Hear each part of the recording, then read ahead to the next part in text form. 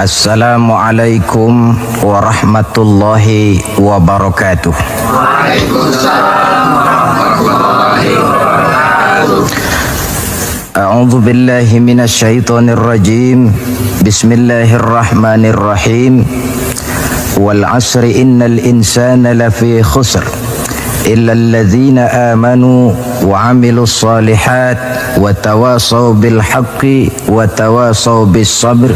Shadaqallahul azim. Saudara-saudara seiman dan sekeyakinan yang berbahagia, seperti yang sama kita maklum, ada satu kesamaan pandangan dari kita bangsa Indonesia tentang agama, yaitu bahwa agama merupakan hal yang mutlak penting dalam kehidupan ini.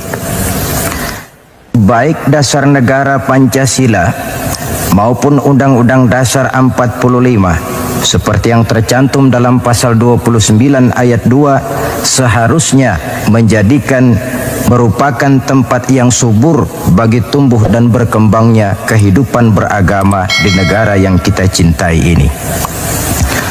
Namun dalam kenyataannya, tidak semua orang yang mengatakan agama itu penting lalu mau hidup mengikuti aturan agama. Lebih celaka lagi kalau agama hanya sekedar dijadikan lipstik, pemanis bibir, penghias hidup. Agama cuma sekedar seminar, muktamar, kongres atau tulisan besar-besar, tetapi yang tidak pernah terwujud di dalam kehidupan nyata sehari-hari. Oleh karena itu, dalam rangka ikut serta memantapkan kehidupan beragama di negara yang kita cintai ini, pada pertemuan kita kali ini saya akan mencoba menjelaskan bagaimana seharusnya sikap seorang muslim terhadap Islam. Ayat yang saya bacakan di awal tadi merupakan surah terpendek ketiga dalam Al-Quran sesudah surah Al-Kautsar dan surah Al-Ikhlas, di mana Allah Subhanahu wa Ta'ala menyatakan, demi masa sesungguhnya manusia pasti berada di dalam kerugian kecuali orang-orang yang beriman, beramal saleh, nasihat menasihati di dalam kebenaran, dan nasihat menasihati dengan cara yang sabar.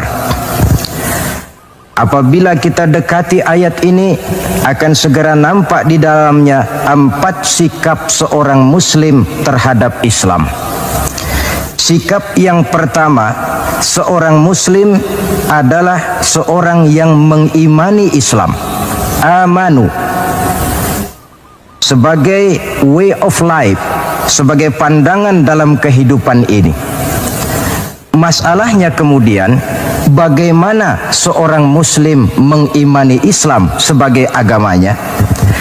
Pertama, seorang muslim harus yakin Islam sebagai agamanya adalah satu-satunya agama yang benar. Sikap ini kelihatannya fanatik, tetapi apalagi yang harus dikatakan selain dari bahwa fanatik dalam arti berpegang teguh kepada agama merupakan bagian daripada kehidupan beragama. Sebab hanya dengan fanatik dalam artian itu sajalah orang konsekuen terhadap agamanya sendiri. Dan saya kira merupakan satu sikap yang wajar bahwa setiap penganut suatu agama hanya menganggap dan berkeyakinan agamanya sajalah yang benar.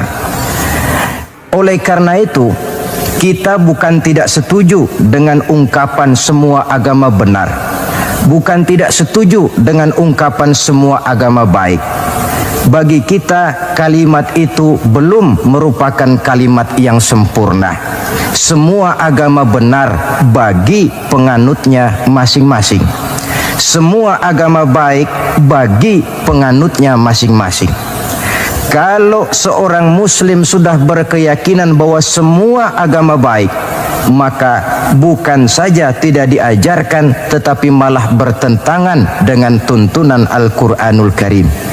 Kita lihat misalnya dalam surah Ali Imran ayat 19. Allah menyatakan, Inna dina indallahil Islam. agama yang diridhoi Allah itu hanya agama Islam. Selanjutnya dalam Ali Imran 85 Allah menjelaskan, "Wa may yabtaghi ghairal islami dinan fala yuqbala minhu fa huwa fil akhirati minal khasirin." Orang yang mencari agama selain daripada Islam, maka agamanya tidak akan diterima dan di akhirat nanti dia akan termasuk ke dalam golongan orang-orang yang merugi.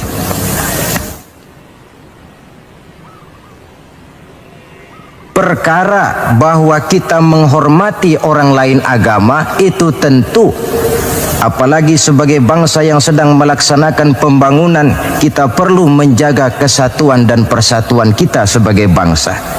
Tetapi menghormati orang tidak identik dengan menghormati agamanya.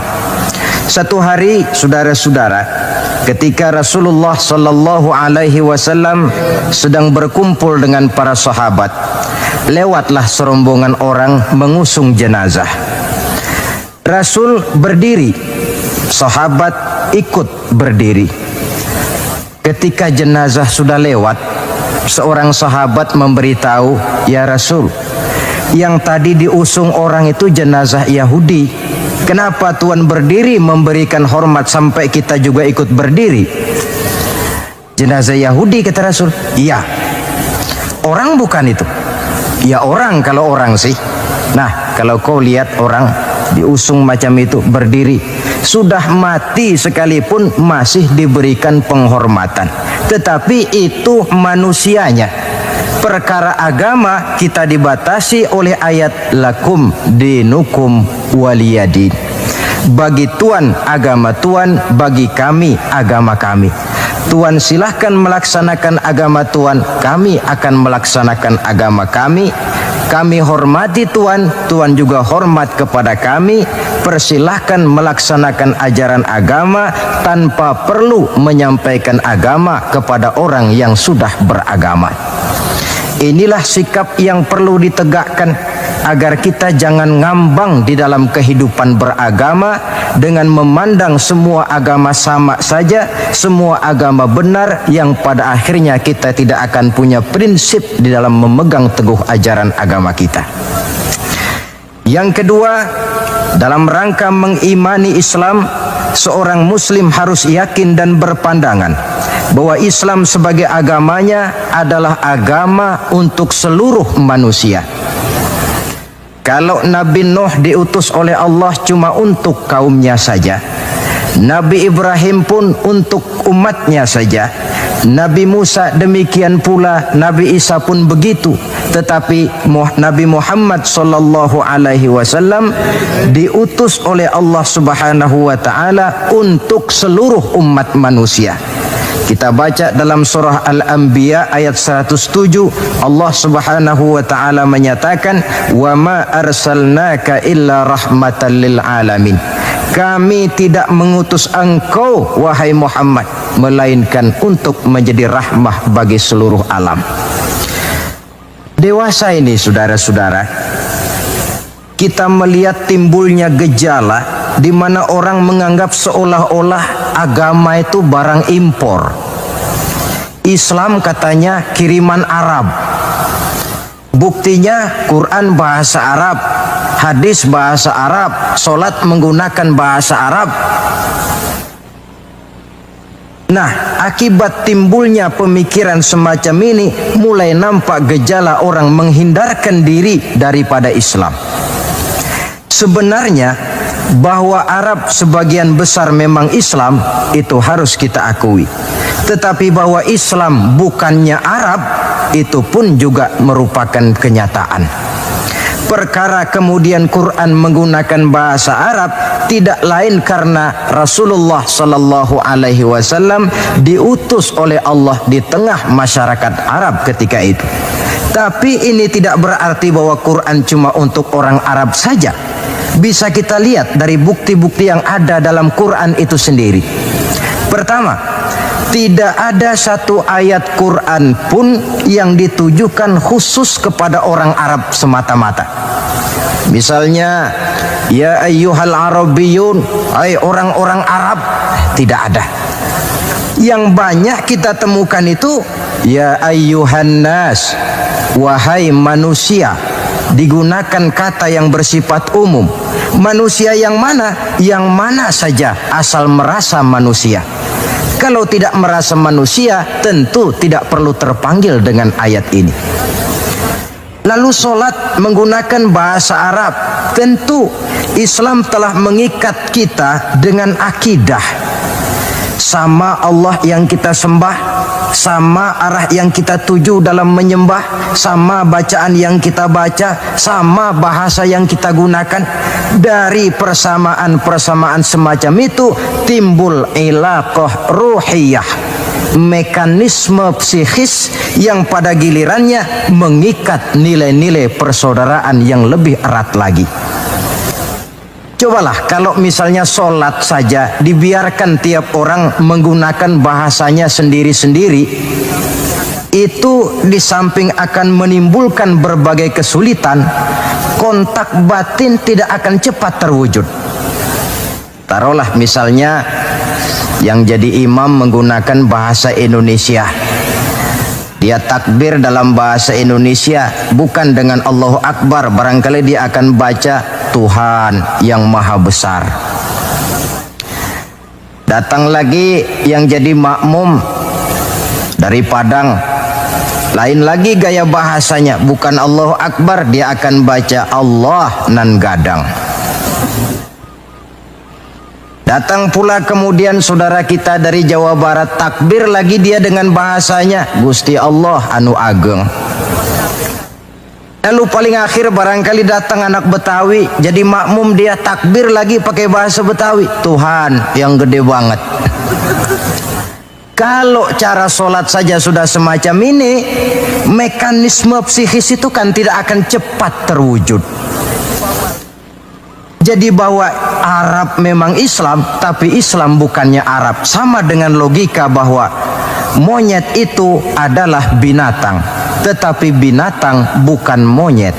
Monyet cuma salah satu jenis dari sekian ratus jenis binatang yang ada di alam ini. Sebab itu mengikuti Islam tidak berarti mengikuti Arab, tetapi mengikuti kebenaran yang diturunkan oleh Allah Subhanahu wa ta'ala.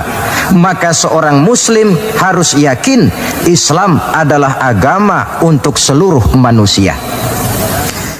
Yang ketiga, dalam rangkaian mengimani Islam, seorang muslim harus yakin dan berpandangan Islam sebagai agamanya adalah agama terakhir yang dibawa oleh Rasul terakhir.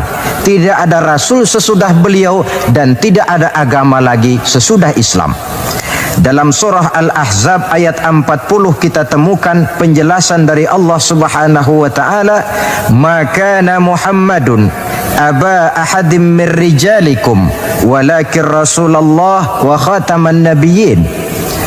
Muhammad itu bukan bapak dari salah seorang kamu. Ia adalah utusan Allah dan penutup para nabi.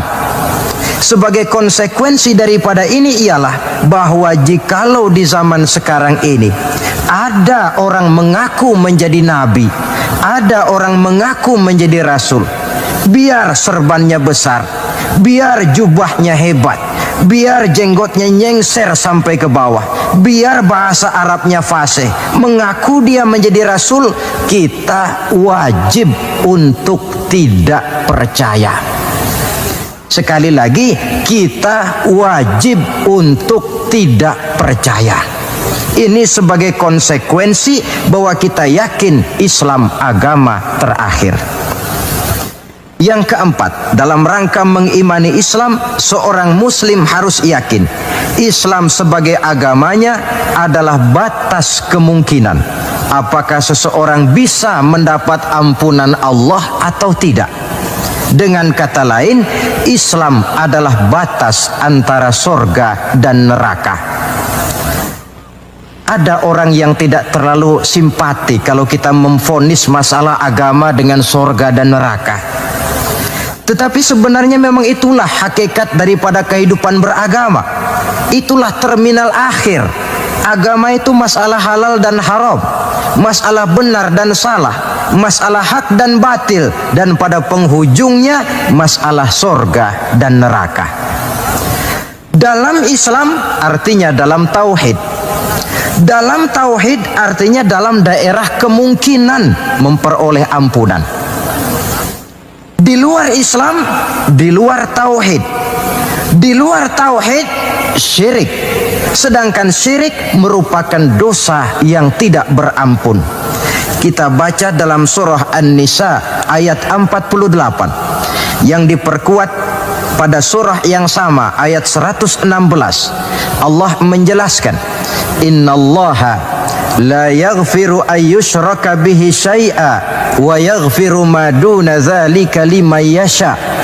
Allah tidak akan memberikan ampun kepada orang yang menyekutukannya dengan sesuatu, tapi Allah akan mengampunkan dosa yang selain itu bagi orang yang dikehendakinya.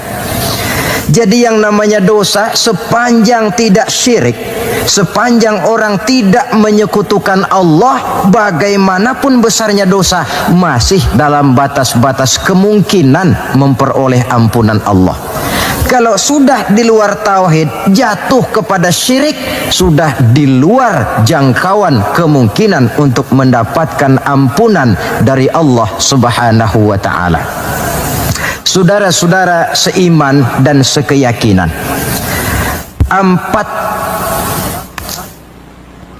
empat cara di dalam kita mengimani Islam ini pada gilirannya akan memberikan warna di dalam kehidupan kita. Nilai-nilai iman semacam inilah yang kita kehendaki agar kita selamat daripada kerugian seperti yang dijelaskan Allah dalam awal surah Al-Asr itu tadi. Nah, sekarang sikap yang kedua.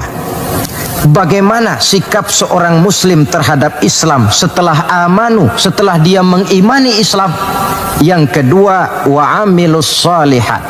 Seorang muslim adalah seorang yang mengamalkan Islam. Sebab apa? Kita tentu maklum, iman konsepsi ideologis yang bersifat abstrak. Sedangkan amal refleksi yang ditimbulkan oleh nilai-nilai iman itu. Iman ibarat strom, tidak nampak oleh pandangan mata zahir. Kita tidak bisa melihat strom itu. Yang bisa kita lihat gejala yang ditimbulkan oleh strom, baik dalam bentuk terang misalnya, suara, gema, gerak, dan sebagainya.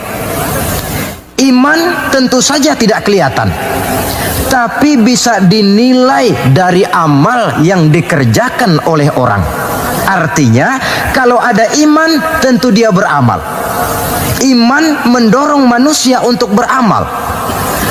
Itulah sebabnya dalam banyak ayat-ayat Al-Quran, kata-kata amanu selalu berangkaian dengan wa amilus shalihat. Amanu wa amilus shalihat, sebagai pertanda bahwa iman dan amal merupakan hal yang tidak terpisahkan satu sama lain. Nah, untuk bisa hidup mengamalkan Islam, tentu harus didahului dengan mengilmui Islam. Sebab bagaimanapun juga mengamalkan Islam tanpa didasari oleh mengilmui Islam, maka besar kemungkinan amaliyah kita akan sia-sia adanya. Yang akan rugi tentu kita sendiri. Oleh sebab itu, setelah mengimani Islam, kita berkewajiban mengamalkan Islam dengan didahului oleh pengetahuan tentang Islam. Jangan sampai seperti yang nampak banyak sekarang ini, di mana orang memandang Islam itu seperti orang buta mengenal gajah. Ini yang barangkali dalam istilah para sosiolog disebut dengan frame of reference, kacamata pandangan yang salah. Ada 3 orang buta dilepas ke kebun binatang, disuruh kenal gajah. Saya yakin laporannya pasti lain-lain. Orang buta pertama datang, lapor Pak, yang namanya gajah kecil, panjang seperti ular. Kenapa dia laporan macam ini? Sebab kebetulan yang dia pegang ekornya. Datang orang buta kedua, ngotot. Salah Pak, itu tidak betul. Yang paling betul saya Pak. Kalau gajah itu Pak, kecil, besar, tipis, lebar, seperti kipas. Sebab apa? Karena kebetulan yang dia pegang telinganya. Lalu orang buta ketiga datang, lebih ngotot lagi dari yang kedua ini. Pak, dua-duanya Pak salah, tolol bin goblok. Yang paling betul itu saya Pak. Yang namanya gajah itu Pak, besar tinggi macam pohon kelapa. Sebab apa? Kebetulan yang dia pegang kakinya. Salahkah mereka? Tidak salah, cuma datanya belum lengkap. Baru kenal ekor gajah sudah berani mengambil kesimpulan itulah gajah. Yang satu baru kenal telinga gajah sudah menarik konklusi itulah gajah. Dan yang lain baru tahu dan baru kenal kaki gajah sudah mengemukakan pendapat itulah dia gajah. Buat orang yang sudah kenal betul gajah, tentu dia ditertawakan. Bagi orang yang belum kenal gajah, dia menyesatkan. Hal semacam ini bukan saja tidak mendidik, tetapi pada akhirnya akan membingungkan orang yang belum kenal kepada gajah. Dengan kata lain, di dalam mengilmui Islam, kita harus berupaya melihat dan memandang Islam itu secara totalitas, secara keseluruhan, memandang dan melihat Islam dari berbagai seginya. Sehingga dengan demikian akan terbuka nuansa pandangan mata kita melihat kebesaran, kelengkapan dan kesempurnaan daripada ajaran agama kita sendiri. Nah, kalau nilai-nilai iman diwujudkan dan dibuktikan dengan pengamalan kita tentang Islam, barulah nilai iman kita itu beroleh wujudnya yang konkret di dalam amalan-amalan kita sehari-hari. Tanpa itu, iman cuma tinggal sekedar kata. Akidah cuma tinggal sekedar keyakinan dan fondasi yang tanpa perwujudan di dalam realita kehidupan ini. Demikian sikap yang kedua. Lalu yang ketiga, saudara-saudara, setelah mengimani Islam, kemudian mengamalkan Islam, seorang muslim harus mendakwahkan Islam. Tawasau bil haqqi, nasihat menasihati di dalam kebenaran. Pada hakikatnya setiap kita ini mubaligh. Setiap kita berkewajiban menyampaikan dakwah kepada orang yang belum atau kurang mengetahui suatu persoalan yang kebetulan kita lebih mengetahui tentang itu. Tidak ada masalah kita berdakwah dengan menguraikan bismillah misalnya, kalau pendengar kita kebetulan orang yang belum mengerti bismillah. Dengan demikian akan terjadi pemerataan pemahaman agama. Tidak perlu harus selalu jadi mubaligh. Kalau kita kebetulan seorang pedagang, lalu dalam dunia perdagangan kita bisa memberikan contoh bagaimana seharusnya seorang muslim berdagang, maka kita sudah mendakwahkan kepada orang lain bagaimana cara dagang menurut Islam. Dakwah bil hal namanya, di mana setiap pribadi muslim menjadi iklan daripada agamanya. Dia harus sanggup berkata, tuan-tuan mau tahu bagaimana cara dagang menurut Islam? Lihat cara kami orang Islam dagang. Tuan-tuan mau tahu bagaimana cara berumah tangga menurut Islam? Lihat cara kami orang Islam berumah tangga. Tuan-tuan mau tahu bagaimana cara bertetangga menurut Islam? Lihat cara kami orang Islam bertetangga. Seorang muslim menjadi iklan daripada agamanya. Dakwah bil hal, dakwah dengan perbuatan langsung, memberikan contoh kepada masyarakat bagaimana tuntutan kehidupan beragama yang kita laksanakan dalam kehidupan sehari-hari. Saudara-saudara seiman dan sekeyakinan yang saya cintai, itu sebabnya Allah Subhanahu wa taala menjelaskan dalam surah An-Nahl ayat 125, Ud'u ila sabili rabbika bil hikmah wal mau'izatil hasanah wajadilhum billati hiya ahsan inna rabbaka huwa a'lam biman dhalla an sabilih wa huwa a'lamu bil muhtadin. Berdakwahlah kamu, ajak manusia ke jalan Allah. Bagaimana caranya? Pertama, bil hikmah, dengan cara bijaksana. Bagaimana cara yang bijaksana itu? Baik Al-Quran maupun As-Sunnah banyak menjelaskan pola-pola kebijaksanaan dalam pelaksanaan dakwah. Kita ambil satu trik saja. Satu hari datanglah seseorang menghadap kepada Rasulullah Sallallahu Alaihi Wasallam. Yang datang ini, kalau istilah sekarang, biang okem. Datang dia menghadap baginda Rasul. Sesampainya di sana, dia bilang, "Ya Rasul, bagaimana? Saya ini mau masuk Islam, boleh apa tidak?" Boleh. Lalu dia mengucap 2 kalimat syahadat. Setelah selesai mengucap 2 kalimat syahadat, dia berkata lagi, "Ya Rasul, saya sekarang sudah masuk Islam." Bagus. "Saya cinta Islam." Bagus. "Saya juga cinta kepada Anda ya Rasul." Bagus. "Cuma saya juga cinta kepada dosa ya Rasul. Terus terang saja, saya ini suka judi, saya suka zina, dan saya senang mabuk, dan saya belum bisa meninggalkan semua itu." Marahkah Rasul mendengar keterus-terangan orang ini? Dihardikkah orang ini oleh Rasul, "Macam apa kau, sama Islam cinta, sama dosa juga cinta?" Ternyata tidak. Mendengar keterus-terangan orang ini, baginda Rasul tersenyum. Seraya bersabda, "La ba'sa bih." Tidak apa-apalah. "Jadi kau senang zina?" "Iya." "Mabuk?" "Wah, hampir tiap malam saya teler." "Judi?" Itu lagi hobi saya." "Dan kau belum bisa tinggal semua itu?" "Belum ya Rasul." "Tidak apa-apalah.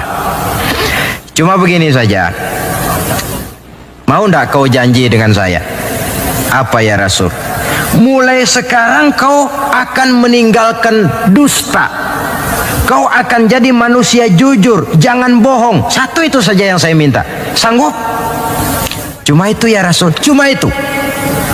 Saya kira apa? Kalau cuma urusan gak bohong sih, gampang lah itu. Sanggup saya." "Sanggup?" "Sanggup." "Mari berjanji." Dijabat tangannya oleh Rasul, berjanji tidak akan bohong dia. Dalam perjalanan pulang, orang ini berkata dalam hati, "Ma ashala ma talaba hadzan nabil karim." Alangkah mudahnya permintaan Rasul ini. Saya sudah berterang-terangan suka judi, suka zina, suka mabuk. Tidak disuruhnya meninggalkan semua itu, cuma diminta jangan bohong saja. Dia kira orang nggak bohong itu gampang.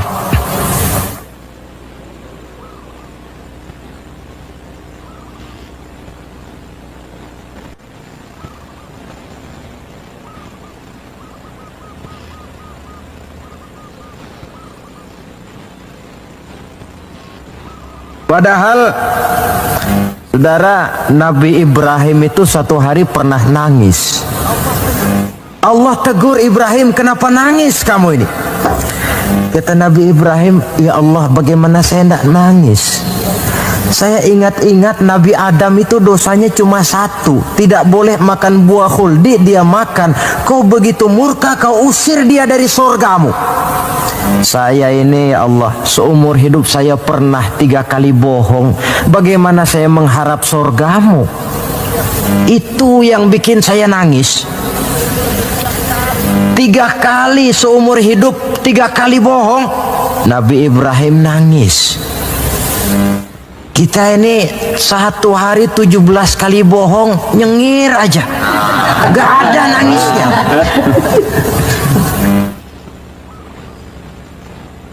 Saudara hadirin,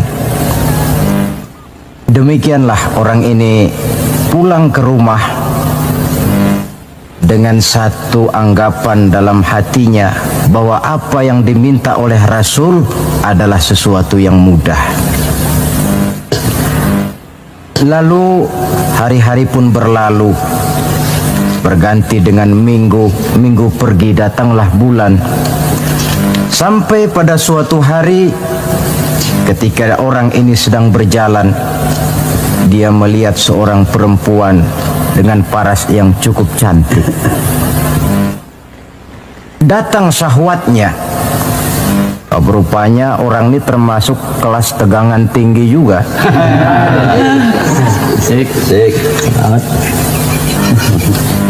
Dibawanya perempuan itu ke dalam rumah. Hampir terjadi perbuatan zina. Nyaris dia ingat janjinya. Iya, saya ini kan sudah janji dengan Rasul tidak mau bohong.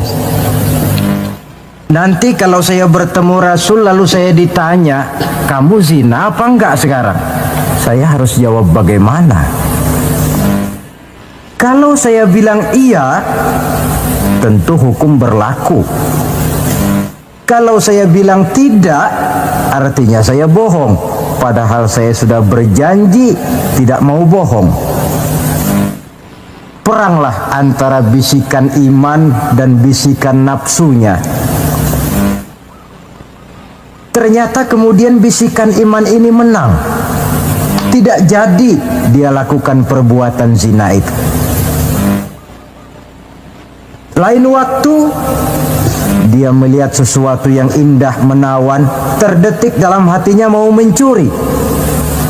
Sudah dia ulurkan tangan hendak mencuri itu, ingat lagi, saya sudah janji dengan Rasul tidak mau bohong. Kalau satu hari saya bertemu beliau ditanya saya kau mencuri apa tidak, bagaimana saya harus menjawab? Saya katakan iya, tentu hukum berlaku. Kalau saya bilang tidak, artinya saya bohong. Perang lagi iman dan nafsunya. Akhirnya iman menang, tidak jadi dia mencuri. Begitulah orang ini tiap kali mau melakukan kejahatan, ingat janjinya kepada Rasul bahwa dia tidak mau bohong. Sampai akhirnya dia tidak pernah jadi melakukan berbagai macam kejahatan. Paling akhir dia datang menghadap Rasul, ya Rasul sodakta, ya Rasul Anda benar. Kenapa? Yang Anda minta cuma satu, jangan bohong. Tapi rupanya itu pokoknya ya Rasul. Saya ternyata tidak berkutik. Sampai paling akhir dia menjadi salah seorang sahabat yang terbaik dari baginda Nabi. Sebab apa? Hanya diminta meninggalkan bohong oleh Rasul. Ini pola dakwah yang dilaksanakan oleh Rasul dengan cara bijaksana. Processingnya melalui tahapan yang sesuai dengan kemampuan orang. Contoh lain, satu hari datanglah seorang sahabat melapor, halaktu ya Rasulullah, wahai Rasul celaka saya ini. Ma'ahlakaka, apa yang bikin kamu celaka? Dia bilang, waqa'tu ala imra'ati fi Ramadan. Saya lagi puasa Ramadan, saya nggak tahan sama istri saya itu. Lalu nyelonong ya Rasulullah. Rupanya pengantin baru ini. Kata Rasul, nyelonong bagaimana? Ya nyelonong-nyelonong. Kalau memang begitu bayar dendanya. Apa dendanya ya Rasul? Bebaskan budak. Waduh, saya tidak punya budak ya Rasulullah. Tidak punya? Tidak punya. Puasa 2 bulan berturut-turut. Ya Rasul, tidak kuat saya. Tidak kuat? Tidak kuat. Jangankan yang 2 bulan, yang sebulan aja nyelonong. Bagaimana yang 2 bulan? Saya tidak sanggup ya Rasul. Kalau memang tidak sanggup juga, beri makan 60 fakir miskin, 1 orang 1 mud. Ya Rasul, jangankan memberi makan 60 fakir miskin. Istri saya ini di rumah 1 hari masak, 3 hari libur. Saya ini orang susah. Lagi pula saya pikir orang ini kebangetan juga. Sudah melarat sama larangan kok berani. Rasul tersenyum kemudian masuk ke dalam kamar. Keluar lagi beliau membawa sekeranjang kecil kurma. Kalau kau memang tidak punya apa-apa, bawa pulanglah ini, sedekahkan kepada orang-orang miskin di kampungmu sebagai pembayar dendamu. Ya Rasulullah, apa lagi? Di kampung saya itu yang paling miskin saya. Bukan main. Akhirnya Rasul cuma senyum, beliau bilang, ya sudah, bawa pulanglah nih, beri makan anak istrimu di rumah. Sudah melanggar larangan, dapat korma pula. Pola kebijaksanaan semacam ini menunjukkan elastisitasnya watak Islam itu. Tidak kalau sudah begitu ya mesti begitu. Kita saja kan besarnya lewat tahapan. Begitu lahir kita cuma minum air susu ibu. Meningkat besar sedikit baru kita makan pisang. Bila sudah besar lagi, agak besar lagi, baru bubur. Sudah besar betul, baru makan nasi. Lebih besar lagi, barangkali termasuk jengkol dan sebagainya. Bayangkan kalau orang begitu lahir sudah dikasih jengkol, itu tidak bijaksana kan, akan rawan akibatnya. Pendeknya, dengan dakwah cara bijaksana ini, jangan memancing ikan pakai anggur. Bagaimanapun enaknya anggur itu bukan makanan untuk ikan. Inilah makna tuntunan Nabi, khatibin nasa ala qadri uqulihim. Berbicaralah kepada manusia sesuai dengan daya terima mereka, sesuai dengan kemampuan yang mereka sanggup melaksanakannya. Begitulah pola dakwah pertama, bil hikmah. Yang kedua, wal mau'izatil hasanah, dengan contoh nasihat-nasihat yang baik. Dan yang ketiga, wajadilhum billati hiya ahsan. Kalau memang perlu berdebat, perlu berbantah, debatlah dengan cara yang terbaik. Bukan dengan sentimen, tapi dengan argumen. Bukan dengan tujuan untuk mencari kemenangan, tetapi untuk mencari kebenaran.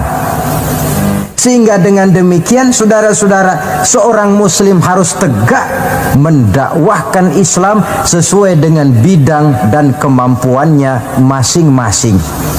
Ini sikap yang ketiga. Lalu sampai kepada sikap yang keempat, bagaimana seorang muslim sikapnya terhadap Islam. Yaitu yang keempat, watawasau bis sabr, bersabar dalam Islam.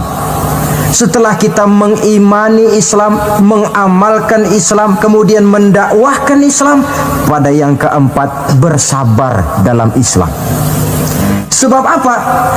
Perjalanan mengimani Islam, mengamalkan Islam, mendakwahkan Islam bukan perjalanan yang lurus bertabur bunga di kanan kirinya. Jalannya menanjak, penuh onak dan duri, namun tidak ada perbuatan tanpa resiko. Orang yang berani berbuat harus berani resiko. Mengimani Islam ada resikonya, mengamalkan Islam ada resikonya, mendakwahkan Islam, menegakkan yang ma'ruf, menghancurkan yang munkar pun ada resikonya. Bersabar dalam Islam. Bagaimana orang yang sabar itu? Allah menjelaskan, Wa basyiris sabirin allazina iza asabathum musibah qalu inna lillahi wa inna ilaihi raji'un. Orang yang sabar tidak lain adalah orang-orang yang kalau mereka mendapat musibah, terkena satu kesulitan, kembali kepada konsepsi dasar inna lillahi wa inna ilaihi raji'un. Kami berasal dari Allah dan kepada Allah pula kami akan kembali. Bukan ucapan itu yang penting, tapi penghayatannya. Kalau pada suatu saat misalnya kita harus melepaskan jabatan yang kita cintai, kembali kepada konsepsi inna lillahi wa inna ilaihi raji'un. Dahulunya pun ketika lahir ke dunia ini, saya tidak membawa jabatan apa-apa. Kalau satu saat kita kehilangan harta benda yang sangat kita sayangi, kembali kepada konsepsi dasar. Dahulunya pun waktu terlahir ke alam ini saya tidak membawa apa-apa. Inna lillahi wa inna ilaihi raji'un. Di belakang itu lalu baik sangka bahwa musibah, kepahitan dan penderitaan hidup bagaimanapun pedihnya, di belakang itu tentu mengandung hikmah. Cuma barangkali mata kita saja yang agaknya kurang terbuka untuk menelusuri hikmah di belakang itu. Lalu timbul semacam protes. Kenapa kesulitan yang datang menimpa saya? Padahal saya mengimani Islam, mengamalkan Islam, mendakwahkan Islam. Kenapa mesti kesulitan yang saya hadapi? Timbul protes dalam hati. Padahal hikmah di belakang itu tentu ada. Dan setiap muslim menghadapi bagaimanapun besarnya kesulitan, dia harus tetap husnuzon, baik sangka kepada Allah. Dengan satu keyakinan, di belakang setiap kesulitan mesti ada hikmahnya.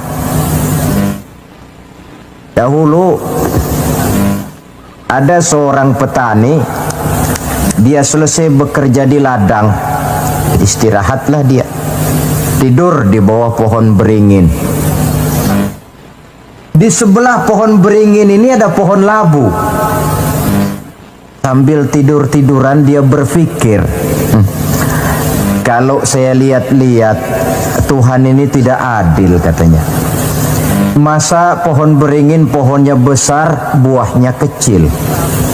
Lalu pohon labu pohonnya kecil, pohonnya kecil, kok buahnya besar.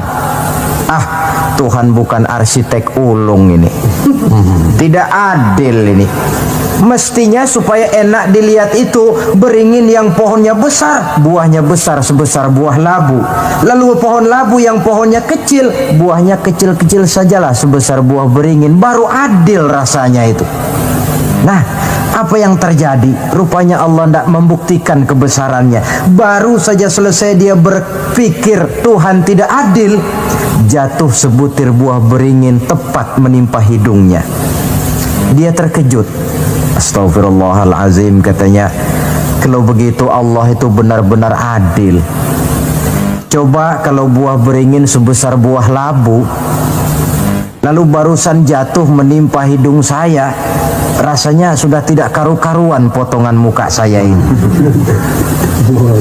Baru terbuka pandangan matanya, baru terlontar perkataan Allah Maha Adil setelah dia bertemu dengan pengalaman yang dia rasakan sendiri. Jadi di belakang segala kesulitan itu ada hikmahnya.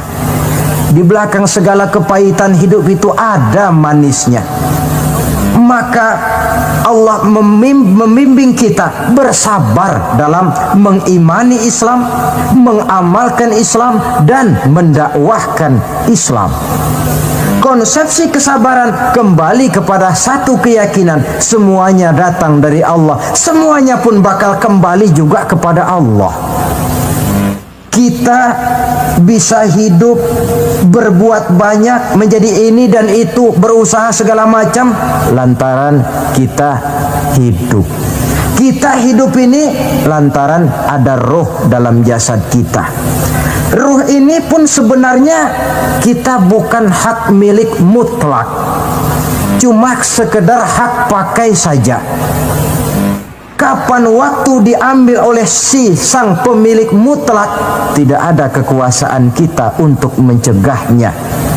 Yang paling vital macam itu pun tidak ada kemampuan kita mempertahankannya.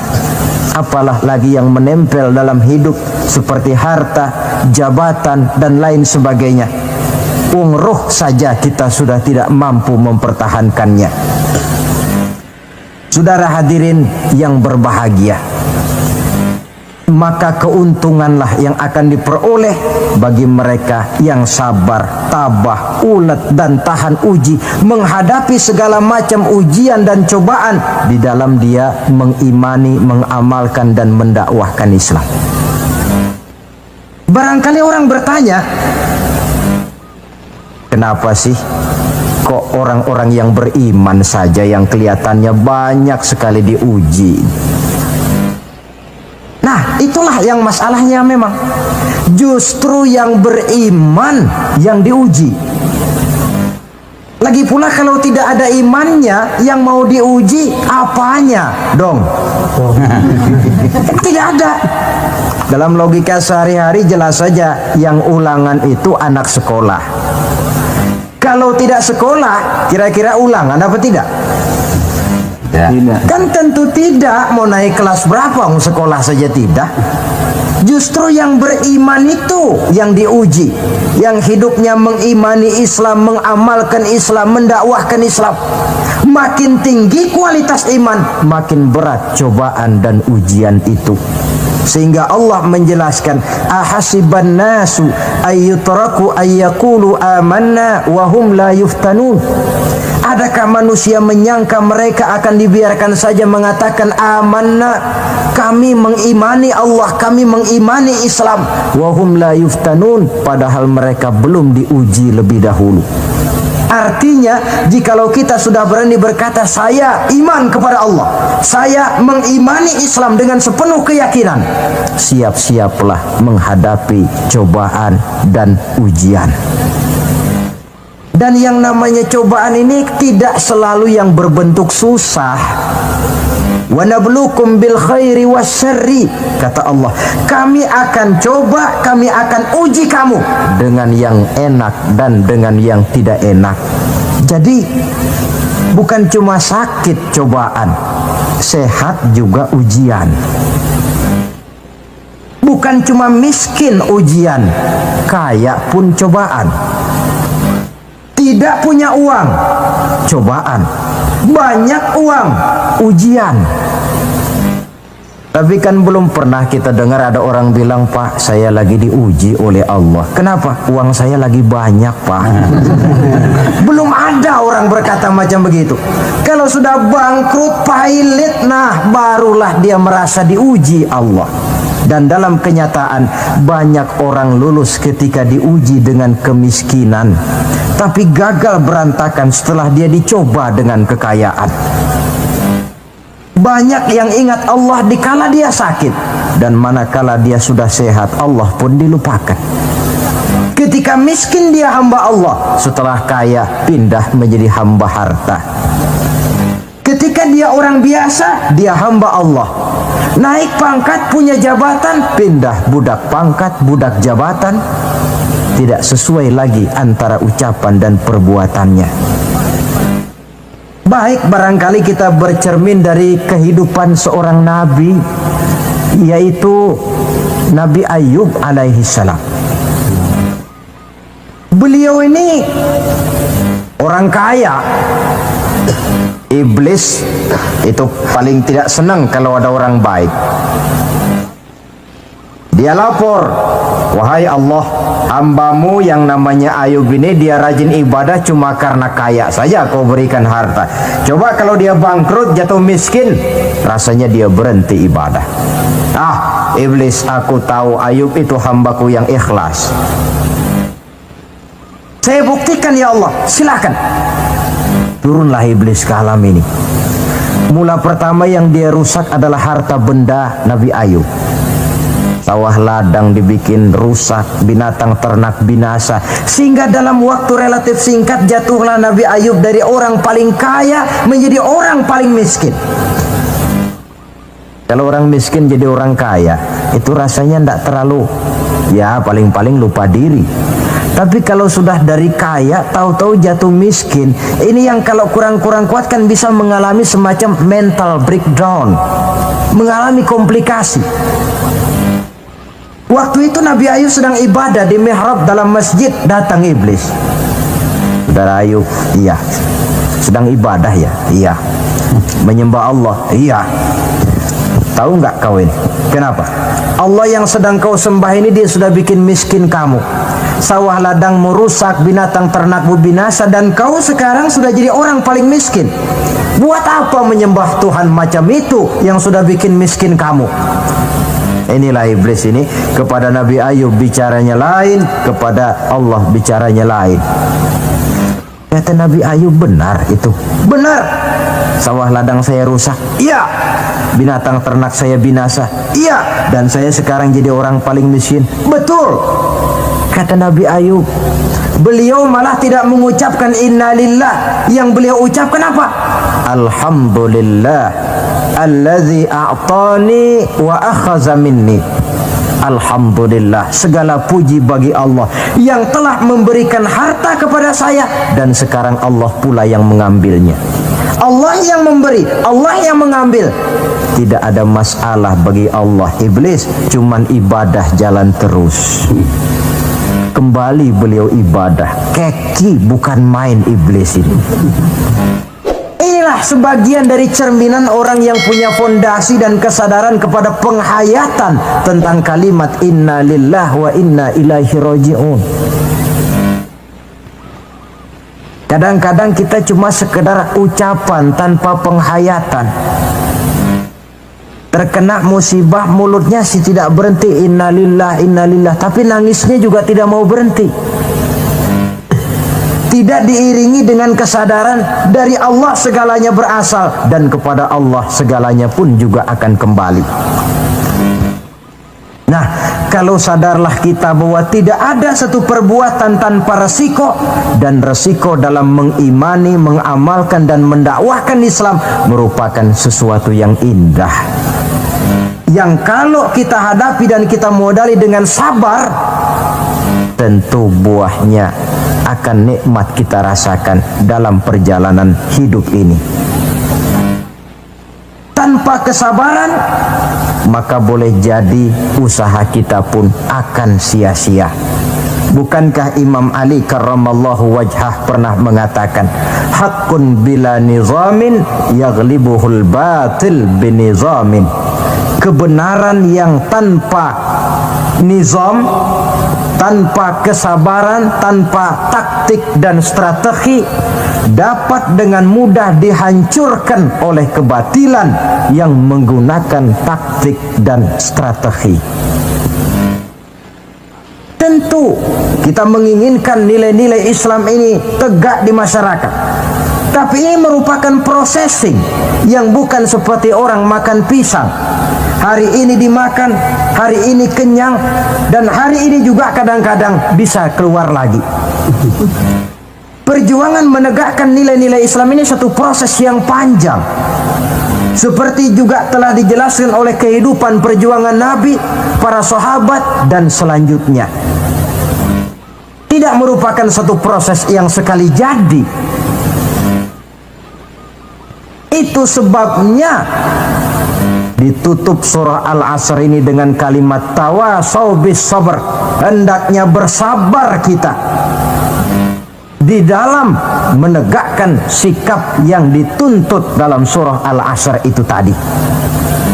Saudara-saudara hadirin yang saya hormati, dengan demikian 4 sikap telah saya kemukakan.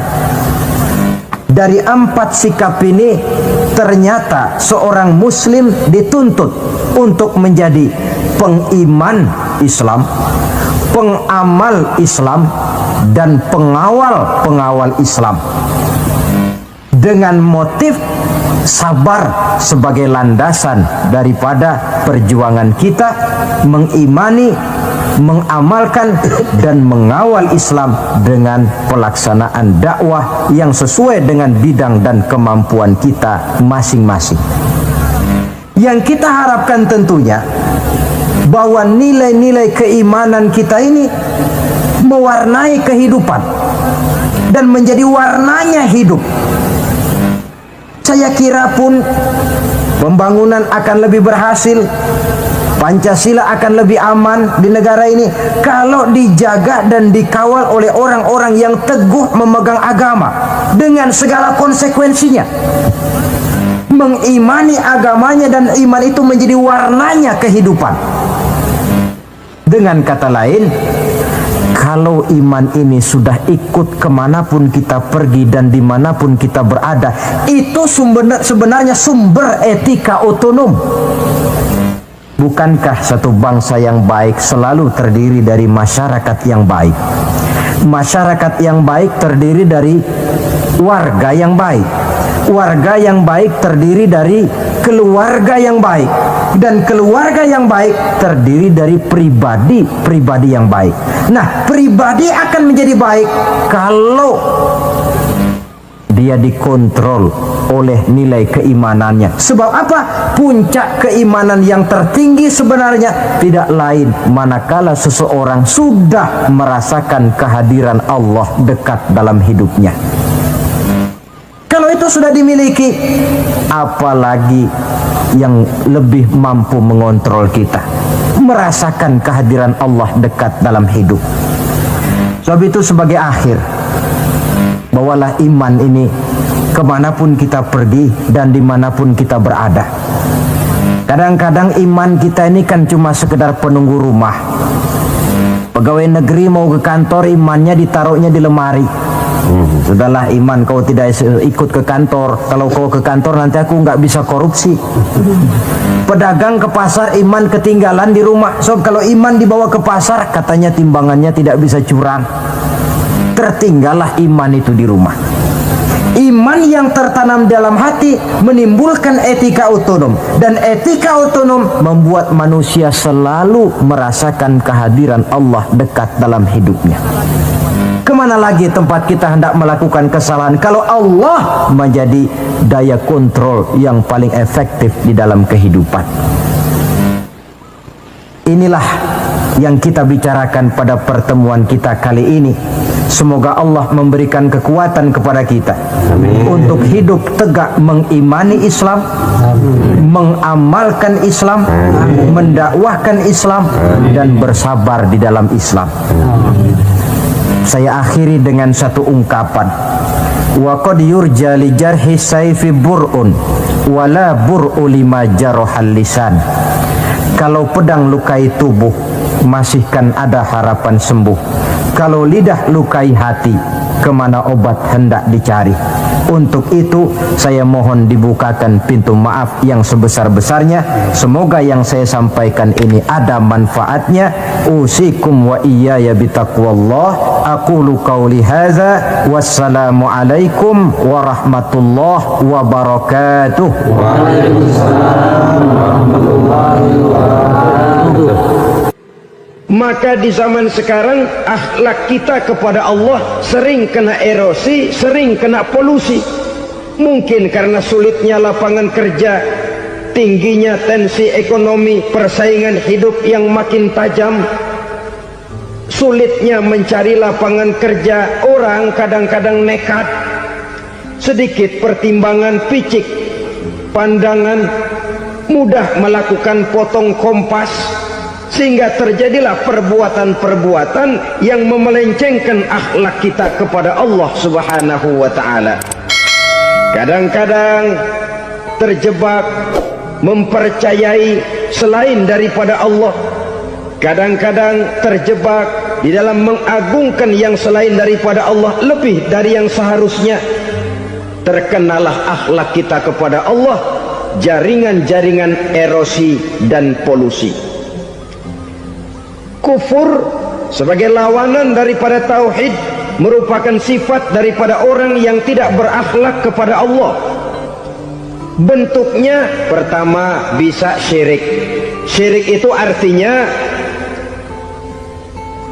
meyakini ada Tuhan lain selain daripada Allah. Itu yang namanya syirik. Jadi percaya Tuhan ada, cuman Tuhannya kelebihan. Itu yang disebut syirik, dan itu merupakan cerminan dari akhlak yang rusak kepada Allah Subhanahu wa ta'ala. Berkeyakinan Tuhan lebih dari satu, berkeyakinan bahwa Tuhan itu beranak atau diperanakkan, atau mengagungkan sesuatu sama dengan Allah, atau menjadikan yang selain Allah sebagai tujuan akhir daripada perjalanan kehidupan ini, maka itu sudah terjebak kita dalam musyrik. Dan syirik satu dosa yang tidak berampun. Bahasa kasarnya, yang namanya syirik itu jenis bapak moyangnya dosa. Saudara-saudara, sebab itu saya pesan, kalau memang terpaksa, biasanya yang tinggal di kota-kota besar itu kalau tidak kepengen dosa kan susah. Kalau terpaksa harus bikin dosa, cari yang kecil-kecil saja, yang kira-kira taubatnya gampang. Umpamanya pulang sholat Jumat nukar sendal, umpama yaitu jelas dosa. Tapi dosa yang taubatnya agak mudah. Jangan sampai terjebak ke dalam syirik, menyekutukan Allah. Kalau sudah menyekutukan Allah, Allah dimadu, murka benar Allah kepada kita. Innallaha la yaghfiru ayyushraka bih wa yaghfiru ma duna dzalika liman yasha. Allah tidak akan memberi ampun kepada orang yang menyekutukannya dengan sesuatu, tapi Allah mau mengampunkan dosa yang selain itu bagi orang yang dikehendakinya.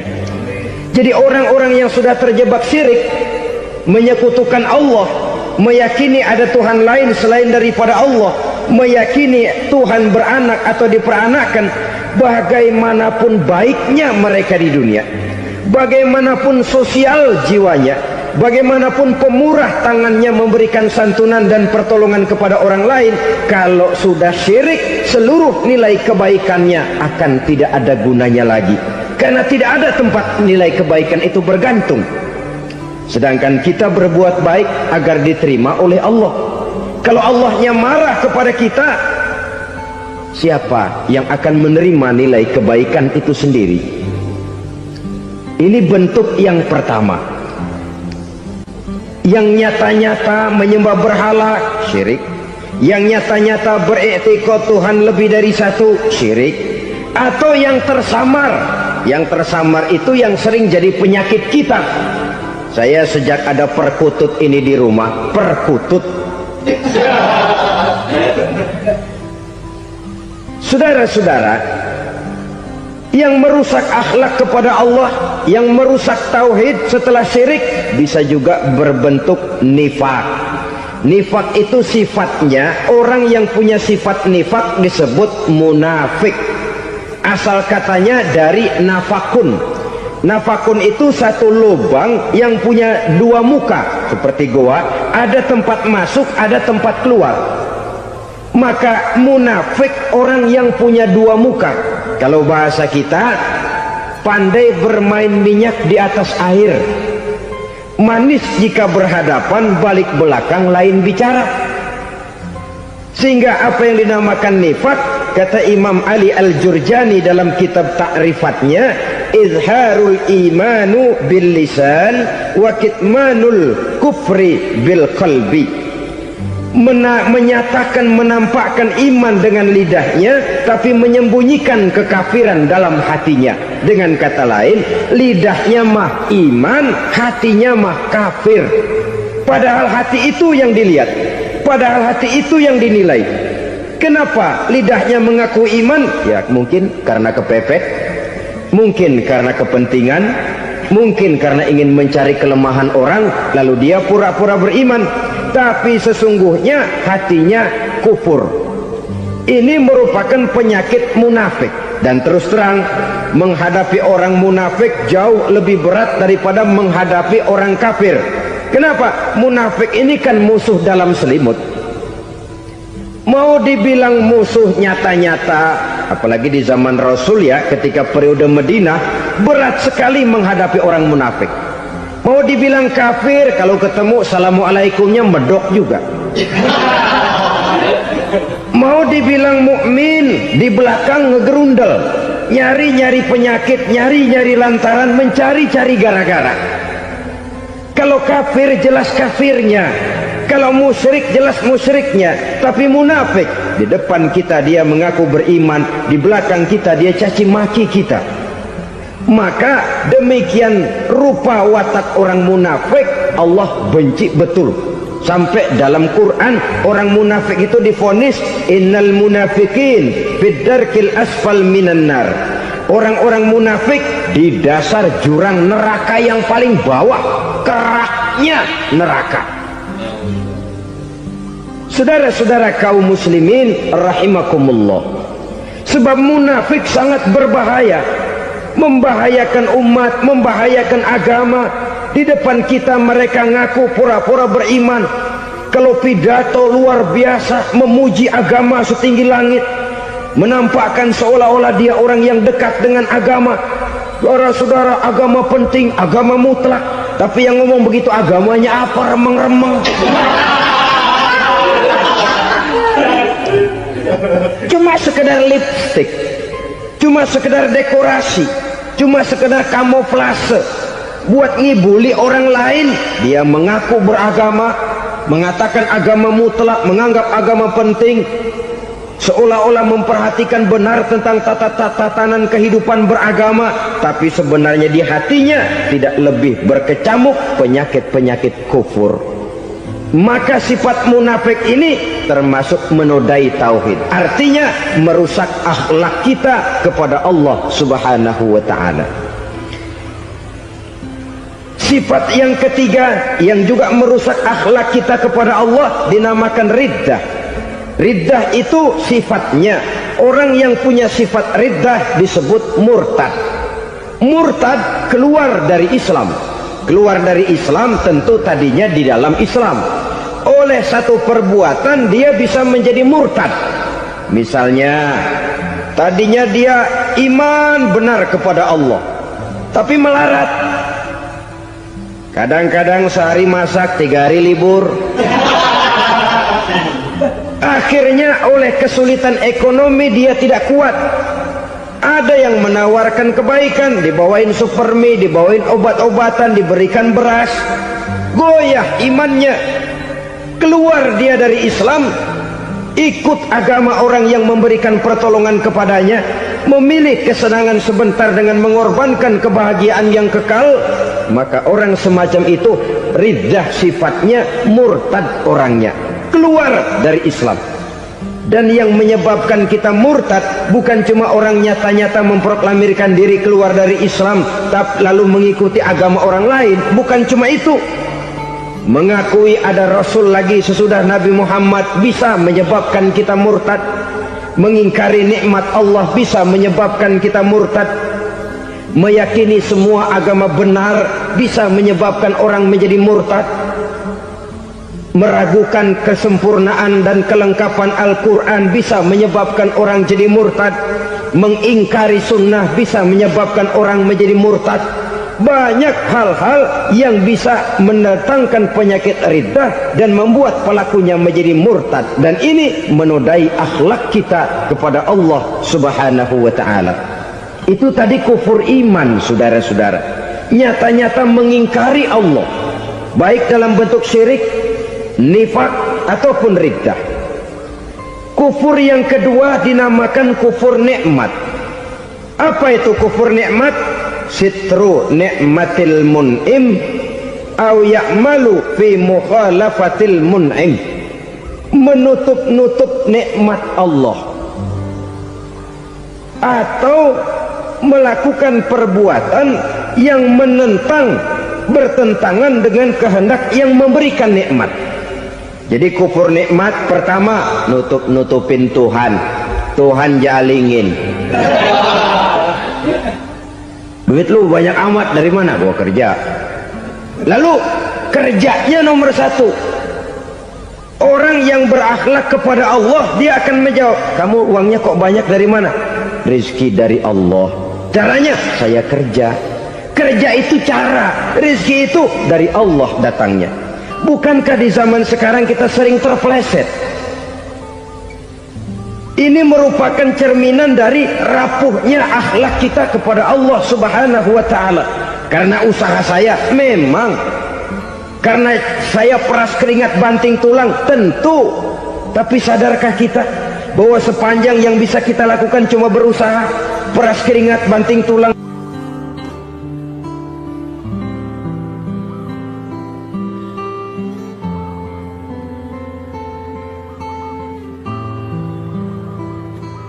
Soal rizki, soal jodoh, soal maut, kitakah yang mengatur? Kitakah yang menentukan? Subhanallah, manusia sungguh tidak berdaya menghadapi 3 hal paling pokok ini. Rezeki, kita cuma bekerja. Kitakah yang menentukan? Tidak. Kita berusaha saja rezeki belum pasti dapat, apalagi kalau kita tidak berusaha. Jangan terjebak dalam fatalisme, belum perang udah nyerah. Emang dasar rezeki datangnya dari Tuhan, gak usah kerja, dan ntar juga kalau dia datang. Dari mana datangnya? Kerja saja belum tentu dapat rezeki, apalagi kalau tidak kerja. Yang jelas usaha perlu kepastian, itu urusan Allah. Ini akhlak kepada Allah Subhanahu wa ta'ala. Jodoh juga begitu. Kita berusaha, kita berupaya, Allah menghendaki lain jadinya. Maut juga begitu. Siapa sih yang pengen ngadepi maut? Siapa sih yang pengen mati? Siapa sih yang pengen ketemu malaikat Israel? Tidak seorang pun kalau ditanya, kecuali mereka yang putus asa ya. Kalau otaknya masih normal, mau mati mesti belakangan dulu dikit. Tapi yang satu itu saudara, kalau dia sudah datang, tenaga mana yang bisa menolak? Kalau dia sudah berkunjung, kekuatan mana yang bisa menghindar? Kalau dia sudah ingin bertemu, kemana kita bisa melarikan diri? Manusia sepanjang yang dia lakukan hanya berusaha, tapi kepastian, ketentuan dari Allah Subhanahu wa ta'ala. Orang yang kufur nikmat, nutupin Allah. Dia merasa rezekinya adalah mutlak peras keringatnya, seolah-olah Allah nggak punya peranan apa-apa di situ. Oh, ini kan saya bisa rumah begini karena saya kerja keras. Oh, ini mobil saya begini saya kerja keras. Peras keringat banting tulang keras.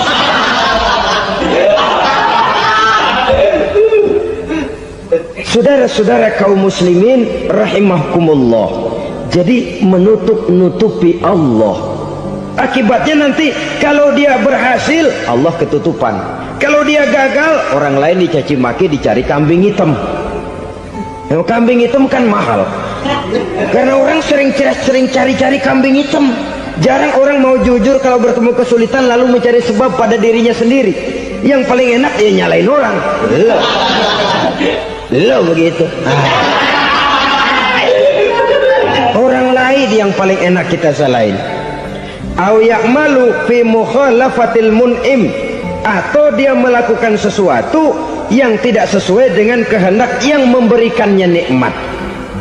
Diberikan kita tangan, mulut sih nggak berhenti, terima kasih Tuhan, alhamdulillah saya dikasih tangan. Cuma nih tangan enteng mat nabokin orang mulu. Itu sudah mukhalafatul mun'im, bertentangan dengan kehendak yang memberikan nikmat. Diberikan harta, mulutnya mah basah, terima kasih Tuhan, alhamdulillah dikasih harta, tapi pelitnya minta ampun, kikir koret medit. Ini juga termasuk kufur nikmat, mempergunakan suatu nikmat bertentangan dengan kehendak daripada yang memberikan nikmat itu sendiri. Saudara-saudara kaum muslimin rahimakumullah, oleh karenanya kufur iman memang lebih bahaya daripada kufur nikmat. Tapi jangan lupa, kufur nikmat bisa menyeret orang kepada kufur iman. Nah, kalau Allah udah dialingin, Tuhan sudah dinomor duain, lama-lama kenapa dia tidak mendewakan dirinya sendiri, mendewakan pangkatnya, mendewa-dewakan otaknya, mendewa-dewakan kemampuannya? Pada awalnya dia memang cuma kufur nikmat, tapi lambat laun kalau ini tidak diobati, secara pasti orang akan mengarah kepada kufur iman. Bisa berbentuk syirik, bisa berbentuk nifak, bisa berbentuk riddah. Saudara-saudara, oleh karena itu menjaga akhlak kepada Allah mutlak penting. Sebab apa? Kita tidak berakhlak kepada manusia saja, kita dikucilkan dari pergaulan. Kalau kita tidak berakhlak kepada Allah, dikucilkan oleh Allah.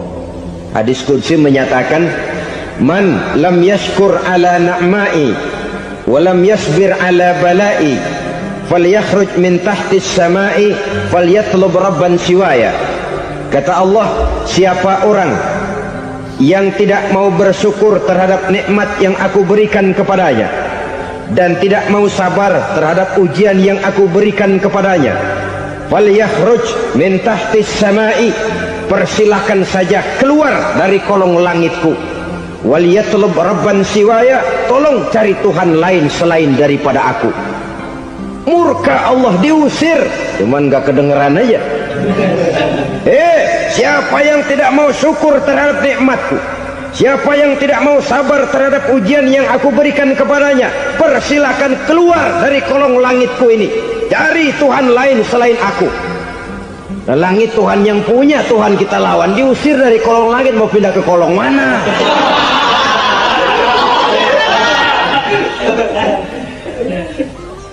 Jadi jangan merasa kufur nikmat kan enteng. Iya, kelihatannya begitu, tidak sebahaya kufur iman. Tapi kufur nikmat ini merupakan anak tangga yang kalau kita sudah mulai naik, kita akan naik terus sampai kepada tingkat di mana kita mengalami kufur iman. Kalau sudah ke sana, maka akhlak kita kepada Allah terkenalah erosi, terkena polusi, hancur akhlak kepada Allah, dan itulah sumber kesengsaraan abadi. Kalau cuma kita tidak berakhlak kepada manusia, barangkali resikonya cuma kehidupan di dunia ini. Mungkin juga ada kehidupan akhirat. Tapi kalau sudah tidak berakhlak kepada Allah, dunia akhirat kita rugi dan celaka. Maka pada kesempatan ini saya mengajak, marilah jaga baik-baik akhlak kita kepada Allah. Satu kali kita bertauhid, sampai mati kita bertauhid. Satu kali la ilaha illallah, jangan tergelincir lagi kita keluar daripada kalimat itu. Satu kali kita bertuhankan Allah, jangan bertuhan yang lain selain daripada Allah. Jangan sekutukan Allah, jangan samakan Allah dengan sesuatu, jangan mengangkat yang lain sama agungnya dengan Allah. Sebab dengan demikian kita seolah-olah sudah mengotori akhlak kita kepada Allah Subhanahu wa ta'ala. Saudara hadirin yang saya hormati, jadi oleh karenanya akhlak kita kepada Allah merupakan basis daripada kehidupan beragama. Kalau itu sudah mulai rapuh, mulai terkena erosi dan polusi, mulai rusak, dikhawatirkan nanti nilai ibadah kita kepada Allah juga akan turut ambruk karenanya. Saudara-saudara kaum muslimin rahimakumullah, tugas yang kedua, memperbaiki akhlak manusia kepada sesama manusia. Kita tahu Islam sesuai dengan namanya adalah agama damai. Maka akhlak manusia kepada sesama manusia menempati porsi yang penting dalam kehidupan beragama. Bagaimana seorang muslim bergaul, bertata krama terhadap sesama manusia. Mari kita lihat lebih jauh persoalannya. Untuk memudahkan pembicaraan dari kacamata agama, kita kelompokkan saja manusia itu dalam dua. Pertama yang seiman, dan yang kedua yang tidak seiman. Yang tidak seiman itu kita sebut saja kufur atau kafir. Nah, kepada yang kafir pun kita diajarkan untuk berakhlak, apalagi kepada yang memang nyata-nyata seiman, sekeyakinan, seakidah. Kemanapun Islam datang, ke negara manapun ia masuk, ia tidak menaburkan kerusakan. Jadi tidak benar kalau orang pernah itu menggambarkan saking sentimennya seorang orientalis pernah menggambarkan Nabi Muhammad di tangan kirinya Quran, di tangan kanannya pedang, menggambarkan seolah-olah Islam dikembangkan dengan kekerasan. Sebenarnya tidak sama sekali. Kalaupun dalam sejarah perkembangan Islam pernah terjadi perang, maka perang dalam Islam sesungguhnya, apabila kita amati sejarahnya, bukan untuk memaksakan agama, karena memang agama tidak bisa dipaksakan, tetapi justru untuk mempertahankan agama dari segala macam hambatan, rintangan, hinaan dan fitnahan. Tapi kemanapun yang jelas Islam masuk, dia tidak pernah membuat kekacauan, kerusuhan ataupun penghancuran. Candi Prambanan bahkan dipugar, gereja-gereja tidak ada yang dihancurkan oleh umat Islam. Kenapa? Islam agama damai. Soal agama, soal lakum dinukum waliyadin, la ikraha fid din, qad tabayyana ar-rusdu minal ghayy. Tidak ada paksaan dalam beragama, sebab nyata yang benar dengan yang tidak benar. Belum pernah ada orang kafir masuk ke perkampungan orang Islam lalu dikejar-kejar, diteriakin kafir, kafir, sunatin.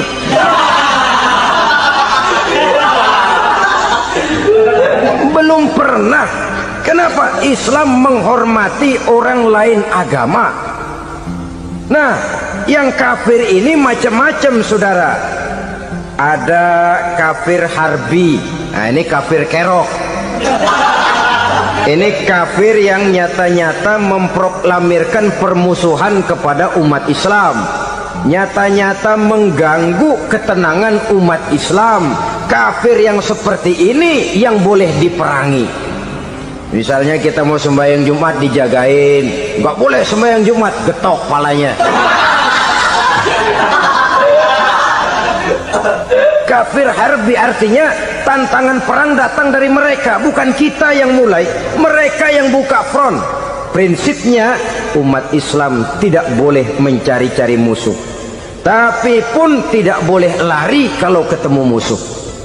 Musuh jangan dicari, ketemu jangan lari. Karena itu kesan seolah-olah umat Islam ini teroris, umat Islam ini destroyer, umat Islam ini sering menimbulkan keonaran, kerusakan. Sungguh satu fitnahan yang sangat keji. Umat Islam adalah umat yang cinta damai. Islam di masa perkembangannya masuki Eropa melalui Selat Gibraltar, Jabal Tariq, memasuki Spanyol. Islam tidak pernah meruntuhkan gereja, Islam tidak pernah membunuh orang-orang Nasrani. Bahkan Islam mewariskan peradaban dan kebudayaan yang begitu tinggi nilainya di bidang ilmu pengetahuan, sampai ketika itu Barat banyak mengkaji ilmu pengetahuan dari dunia Islam. Buku-buku berbahasa Arab diterjemahkan ke bahasa Yunani, dipelajari oleh para cendekiawan di negeri Barat sana. Mereka mengambil manfaat yang banyak dari masuknya Islam ke Eropa. Sementara gereja tetap berdiri dengan megahnya. Kuil-kuil tempat peribadatan tidak satupun yang diusik-usik. Kenapa? Islam agama yang cinta damai. Asal dia tidak diganggu, asal kehormatannya tidak dihinakan. Jadi kafir harbi, kafir yang nyata-nyata nantang perang, ngajak berkelahi, itu kafir yang nyari penyakit. Kafir harbi ini boleh diperangi dengan catatan mereka yang memang mulai. Yang kedua kafir zimmi. Kafir zimmi, kafir yang hidup di tengah mayoritas muslim, tapi mereka mau hidup dengan aman, damai, tenang. Mereka wajib dilindungi.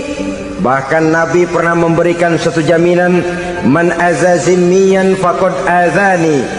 Siapa yang mengganggu orang kafir zimmi sama saja dengan mengganggu saya. Kehormatannya dijaga, harta bendanya dilindungi, anak istrinya pun dilindungi. Dan ini jadi kenyataan. Saudara bisa lihat di negara-negara yang mayoritas penduduknya beragama Islam, orang-orang kafir di luar Islam hidup dengan tenang, aman, damai. Di Saudi Arabia, di luar tanah haram, di luar Mekah dan Madinah, banyak orang-orang kafir mencari nafkah. Mereka tenang, aman, dilindungi undang-undang. Begitu di Mesir, begitu di negara Indonesia yang berdasarkan Pancasila ini. Kehidupan beragama menimbulkan gairah, rukun, tenang, aman, damai, sepanjang tidak saling ganggu, tidak saling usik, menghargai orang yang sudah beragama, tidak menjadikan penganut suatu agama sebagai sasaran dari dakwah agama lainnya. Saudara-saudara kaum muslimin rahimakumullah. Jadi memang oleh Al-Quran kita dianjurkan asyidda 'alal kuffar ruhama bainahum, tegas kepada orang kafir, kasih sayang kepada sesama muslim. Tapi tegas bukanlah berarti marah-marahan, bukan berarti musuh-musuhan, bukan ngajaki perang. Tegas dalam arti punya garis tentang kehidupan beragama, lakum dinukum waliyadin. Soal kehidupan sosial, mari kerjasama. Bangun jalan, ayo rame-rame. Siskamling, mari bebarengan. Bikin puskesmas, mari sama-sama. Tapi kalau sudah soal agama, itu tidak perlu ada toleransi agama. Yang perlu toleransi antar umat beragama. Kalau umatnya mau kerjasama silakan, tapi tidak menyangkut soal ibadah. Jangan kerjasama di bidang ibadah. Itu kerjasama yang salah pasang, saudara-saudara. Sehingga dengan demikian toleransi adalah menyangkut kehidupan antar umat beragama. Sedangkan agama sendiri punya kapling yang nyata. Sehingga dengan demikian tegas kepada orang kafir dalam arti kita punya satu kepribadian, tidak ngambang. Enggak, lalu kalau ditanya orang, sebenarnya agama lu apa sih? Ah, gua mah gimana musimnya aja. Agama pakai musim kayak rambutan. Akhirnya ya begitu, musim-musiman. Ke masjid kelihatan, ke gereja hayo, ke candi nongol, ke apa? Bingung malaikat bagaimana nyatetnya nih bocah ini. Di mana aja ada. Kita punya satu kepribadian, saya muslim dan garis saya ini, lakum dinukum waliyadin. Bagi Tuhan persilakan agama Tuhan, bagi kami agama kami. Kami hormati Tuhan, Tuhan hormat kepada kami. Tapi soal agama kaplingnya jelas. Kerjasama, mari urusan muamalah, bidang sosial. Yuk kita siskamling sama-sama dengan orang lain agama. Mari jaga kerukunan, kesatuan, persatuan, kekompakan. Perbaiki jalan yang rusak, mari sama-sama. Mendandani jembatan yang runtuh, mari sama-sama. Tapi sembahyang, kaplingnya lain-lain. Sebab Nabi juga dulu pernah ditawarkan begitu loh sama kafir jahiliyah dulu, Quraisy itu. Sudah Muhammad, sekarang begini saja, kita join aja daripada marah-marahan. Hari ini saya oke menyembah Tuhanmu Allah, besok gantian kamu menyembah Tuhan kita Latta, Uzza, Manat dan Hubal. Turun, qul ya ayyuhal kafirun la a'budu ma ta'budun. Soal ibadah kaplingnya jelas, tidak boleh dicampur adukkan. Sebab kalau tidak, kita akan mulai kehilangan identitas diri. Dan disitulah krisis kehidupan keyakinan beragama dimulai, dari krisis identitas. Hujan gede kan mulainya gerimis dulu. Di mana-mana ya gerimis dulu. Gerimis makin lama makin gede, kita akan mulai dengan kehilangan identitas diri. Dari sana nanti kita malu mengakui keislaman kita. Kalau orang Islam malu mengakui keislamannya, ini kan ironi, menyedihkan. Ngakui Islamnya saja malu, menonjolkan keislamannya malu, tidak ada rasa bangga beragama. Padahal ini modal dasar. Hanyalah dengan rasa bangga beragama kita lalu konsekuen. Bangga yang tidak konsekuen, wah pokoknya kan gua kan Islam, agama yang paling benar. Tapi hidupnya sendiri jauh dari tuntunan Islam. Itu bangga yang tidak beralasan, bangga yang tidak perlu dibanggakan sebenarnya. Kebanggaan yang membuat kita konsekuen dan dekat dengan kehidupan beragama. Jadi dengan demikian saudara-saudara, kepada non-muslim kita juga harus berakhlak. Bukankah ini sudah dicontohkan oleh Rasul? Bagaimana beliau disambiti orang di Taif, yang menyambiti malah didoakan. Bagaimana Suraqah mau membunuh beliau, malah Suraqah didoakan. Bagaimana Abu Jahal dan Abu Lahab saking mangkalnya. Ini Abu Jahal pernah gali lubang di kamarnya sendiri, di depan tempat tidurnya. Setelah dia gali lubang, ditutupin pakai keraras korma. Lalu dia tarik selimut, belagak meriang. Dia pesan pesuruhnya, bilangin Muhammad encangnya meriang. Pamannya sakit, minta ditengokin. Nabi dengan segala husnuzonnya berangkat nengokin. Abu Jahal dari balik selimut ngintip. Itu dia Muhammad, itu dia tuh. Dia tuh masuk Dani, masuk. Mulai di jalan, seneng Abu Jahal. Terus. Begitu ke pelosok, masuk ke lubang, gue pendem terus lalu. Emang niatnya mau mencelakakan Nabi. Sudah tinggal beberapa langkah lagi Nabi akan berjalan ke arah lubang itu. Malaikat Jibril ngasih tahu, Muhammad, Abu Jahal pamanmu cuma pura-pura sakit. Di depan tempat tidur itu ada lubang sudah dia gali untuk menjerumuskan kamu. Sudah balik pulang. Balik badan Nabi. Sudah hampir mau melangkah, kakinya malah muter pulang. Abu Jahal yang lihat Nabi sudah hampir jatuh nggak jadi, balik pulang. Lupa kalau lagi sakit. Udah Muhammad buruan sini. Ke pintu dia kejar. Dia lupa sama lubang yang dia gali. Begitu dia kejar, dia yang ke pelosok masuk ke dalamnya. Sejak saat itu ada pepatah, man hafara hufratan waqa'a fiha. Siapa yang suka nggali lubang, dia sendiri bakal terpelosok ke dalamnya. Jatuh dia ke lubang yang dia gali. Padahal ya paling banter 2 atau 3 meter paling dalam.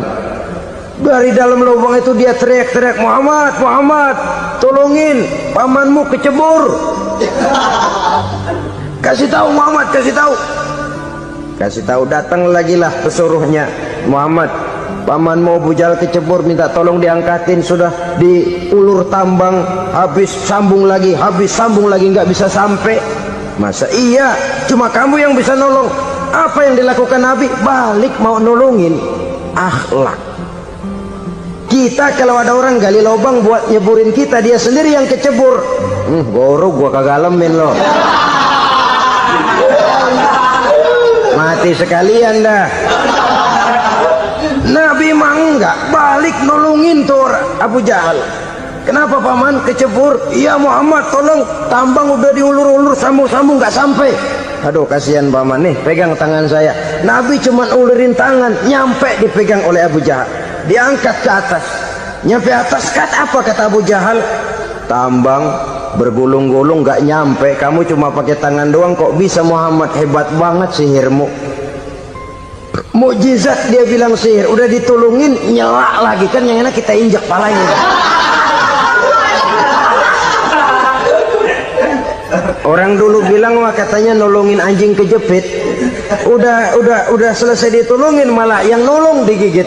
Saudara hadirin yang saya hormati, kepada orang-orang kafir kita harus berakhlak, menghormati mereka, tidak memaksakan satu keyakinan dalam batas-batas yang ditolerir oleh agama, yaitu pada masalah-masalah sosial dan muamalah. Itu kepada non-muslim, apalagi kepada sesama muslim.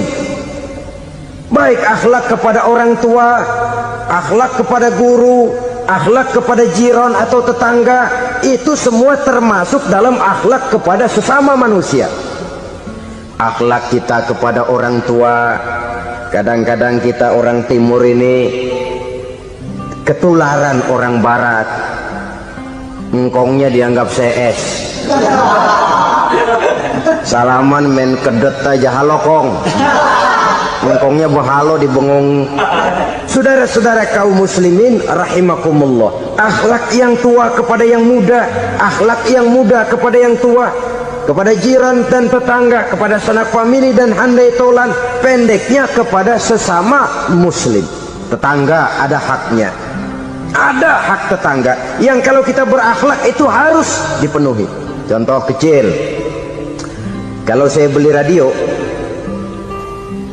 itu saya dong boleh berpikir, ini radio saya beli pakai uang saya setel di rumah saya, sekeras-kerasnya ada apa sama orang lain? Radio gua, yang beli gua pakai duit gua, gue setel di rumah gue, ada urusan apa sama orang lain? Itu kalau menurut saya. Tapi tetangga sebelah saya kan bisa juga ngomong begitu, mata gue, Yang ngantuk gue tidur di rumah gue. Kenapa suara radio lu masuk kemari? Ketika itulah lalu kebebasan saya nyetel radio dibatasi oleh kebebasan tetangga saya yang mau tidur. Ini sudah akhlak namanya. Umpamanya lagi ada Nabi ajarkan, iza tobakhta maraqatan fa'akthir ma'aha wa ta'ahad jiranaka. Kalau kamu masak sayur, banyakin kuahnya, bagiin tetangga kamu. Bukan bagiannya itu yang jadi soal, tapi akhlak kepada tetangga. Udah tahu tetangganya kelaparan, diseksa, goreng ikan asin, se-RW baunya ngayap, kembang kempis orang nungguin. Saudara hadirin ma'asyiral muslimin rahimakumullah. Jadi dengan demikian, kalau sudah kembali kepada orang-orang yang nilai imannya sama dengan kita, apapun organisasinya, apapun baju yang mereka pakai, kaos yang mereka pakai, jaket yang mereka pakai, kalau sudah seakidah, seiman, jaga akhlak kita. Pendapat boleh berbeda, kaos boleh tidak sama, jaket boleh beraneka warna, bendera boleh beragam-ragam, tapi ukhuwah Islamiyah ini utamakan. Adalah lebih baik mencari persamaan dalam kehidupan dan bukan memperbesar perbedaan. Hanyalah dengan mengembangkan nilai-nilai akhlak semacam ini, toleransi tidak hanya diperlukan kepada yang non-muslim, kepada sesama muslim pun toleransi. Artinya apa? Jangan memponis amalan orang lain. Yang usoli, yang tidak usoli, berjalanlah menurut keyakinannya masing-masing. Jangan lalu memponis, itu namanya nggak toleransi. Kamu nggak pakai usoli ya? Enggak. Brengsek. Kamu pakai usoli ya? Iya. Bid'ah. Lah dua-duanya kagak yang bener. Kalau yang sembahyang kagak bener, bagaimana yang kagak sembahyang? Apa itu yang bener? Toleransi, setuju dengan perbedaan pendapat, jangan memponis amalan orang lain. Karena kita hanya beramal, hak menerima adalah Allah Subhanahu wa ta'ala. Jangan sebentar-bentar mencap bidah dolalah, finnar, neraka. Kayaknya neraka kapling orang tuanya kali. Gampang bener masukin orang ke neraka. Kita kadang-kadang bisa toleransi dengan orang luar, tapi kepada sesama muslim toleransi tidak sanggup kita adakan. Mengklaim merasa kita yang benar, orang lain salah semua, itu tidak toleransi namanya. Mentang-mentang jadi ustadz nih, satu-satunya ustadz di sini ya, semuanya mesti ngaji kemari. Kalau nggak ngaji kemari Islamnya kurang tapi benar.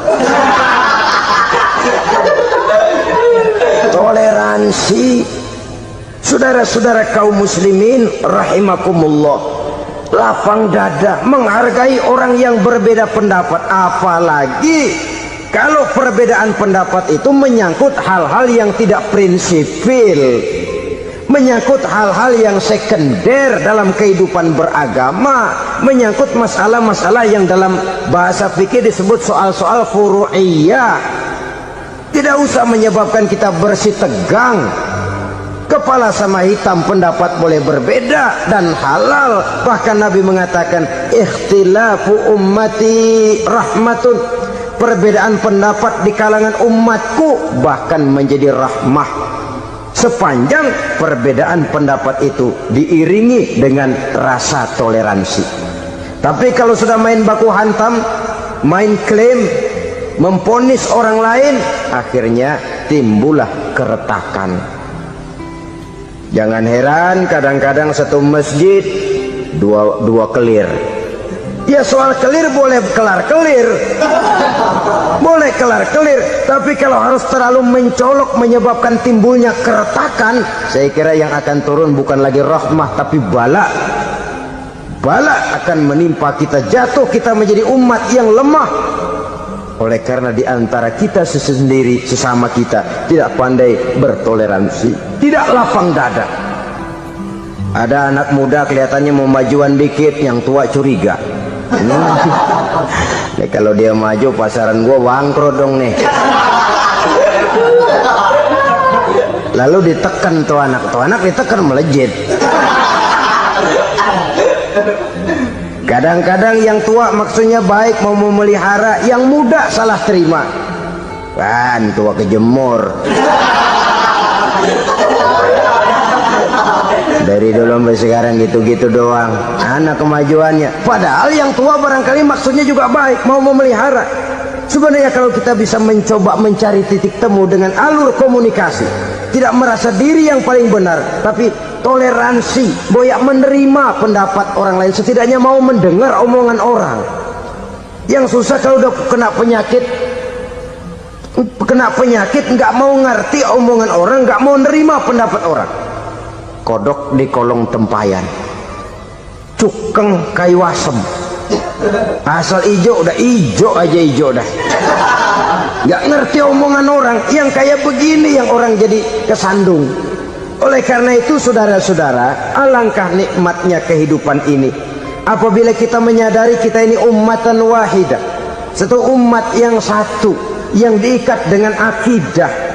Kalau kepada yang non muslim saja kita diajarkan untuk berakhlak, apatah lagi kepada yang seiman, seakidah, sekeyakinan. Wajarkah perbedaan pendapat yang kecil-kecil lalu menyebabkan kita bertolak belakang, cerai-berai, centang perenang? Bila bertemu di jalan yang satu menyisih ke kiri, yang lain menyingkir ke kanan. Kalaupun juga bercampur di tengah kumpulan orang banyak, persis air dengan minyak. Yang atuh melengos, yang atuh madep mojok. Orang lain senyum, dia mau pada manyun.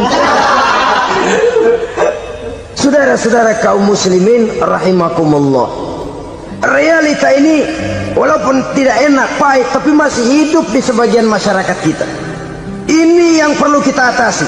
Soal toleransi kepada orang lain, sejarah sudah membuktikan. Mari kita jangan cuma bisa mengajak orang lain, umat lain untuk bertoleransi dengan kita, tapi kepada sesama kita. Toleransi ini perlu kita tegakkan, perlu kita bina, terutama di dalam kita menuju bentuk ideal daripada konsep ukhuwah Islamiyah ini, yang memang selalu kita akan cari bentuk-bentuk idealnya sejalan dengan perkembangan situasi dan kondisi yang dihadapi oleh umat. Perbedaan organisasi, perbedaan kepentingan organisasi tidak seharusnya menyebabkan kita merasa meremehkan orang lain dan mengangkat diri, mengklaim diri sebagai yang ter. Jadi dengan demikian, apabila yang pertama tadi akhlak kepada Allah dinamakan hablum minallah, maka yang kedua ini merupakan hablum minan nas. Jikalau baik akhlak kita kepada Allah, baik akhlak kita kepada manusia, nikmat rasanya menjalani kehidupan. Kadang-kadang orang akhlaknya kepada manusia baik, tapi kepada Allah tidak baik. Hormat sama yang tua, menyayangi yang muda, sama tetangga rukun, tapi sama Tuhan nggak mau sujud. Ini baik kepada manusia, tapi tidak berakhlak kepada Allah. Atau sebaliknya, sujudnya sama Allah mah tekun, bener, khusyuk, bahasanya juga fasih, luar biasa. Tapi sama manusia sombong, takabur, ujub, merasanya dia doang yang paling benar. Sebab iblis itu ya, itu kadang-kadang datang lewat hati, dan memang selalu markasnya di situ. Kalau dia tidak bisa menggoda kita dengan yang lain, dia tumbuhkan sifat ujub. Dia bisikin, wah memang di kampung ini yang paling banyak ibadahnya ente, yang lain mana, lihat tuh kerocok semua.